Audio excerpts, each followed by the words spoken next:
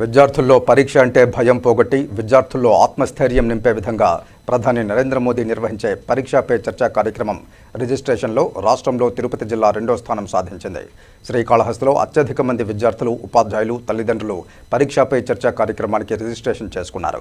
పరీక్షా పే చర్చ కార్యక్రమంలో 1,03,000 మంది రిజిస్ట్రేషన్ చేసుకున్నారని, ప్రస్తుతం జిల్లా 2వ స్థానంలో ఉందని, ప్రథమ స్థానానికి తీసుకురావడానికి కృషి చేస్తున్నట్లు జిల్లా ఉప విద్యాశాఖ అధికారి ప్రభాకర్ రాజు తెలిపారు.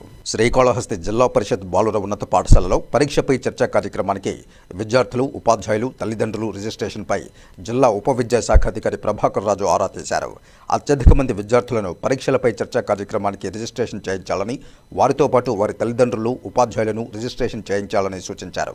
పరీక్షలపై విద్యార్థుల్లో భయం పోగొట్టి విద్యార్థులు అత్యున్నతంగా రాణించేలా ప్రోత్సహించడానికి ఈ కార్యక్రమం ఎంతో దోహదపడుతుందని ప్రధాని నరేంద్ర మోదీ స్వయంగా విద్యార్థులను ఉద్దేశించి ప్రసంగిస్తూ వారిలో ఆత్మస్థైర్యాన్ని నింపుతారు కనుక 6వ క్లాస్ నుంచి 12వ క్లాస్ వరకు ఉన్న విద్యార్థులను కార్యక్రమానికి రిజిస్ట్రేషన్ చేయించాలని సూచించారు. జిల్లా ఉప విద్యాశాఖ అధికారి ప్రభాకర్ రాజు మాట్లాడుతూ పరీక్షపై చర్చ కార్యక్రమానికి రాష్ట్రంలో తిరుపతి జిల్లా ప్రస్తుతానికి 2వ స్థానంలో ఉన్నట్లు తెలిపారు. జిల్లా నుంచి ఇప్పటి వరకు 1,03,000 మంది రిజిస్ట్రేషన్ చేసుకున్నట్లు తెలిపారు.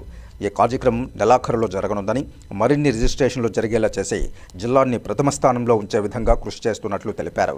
ఈ కార్యక్రమంలో మండల విద్యాశాఖ అధికారిని భువనేశ్వరి, పాఠశాల ప్రధానోపాధ్యాయురాలు రాజేశ్వరి, ఉపాధ్యాయులు పాల్గొన్నారు. 10వ తరగతి పబ్లిక్ పరీక్షలు, ఇంటర్మీడియట్ పరీక్షలు కూడా జరగబోయేటువంటి విషయం తెలుసు.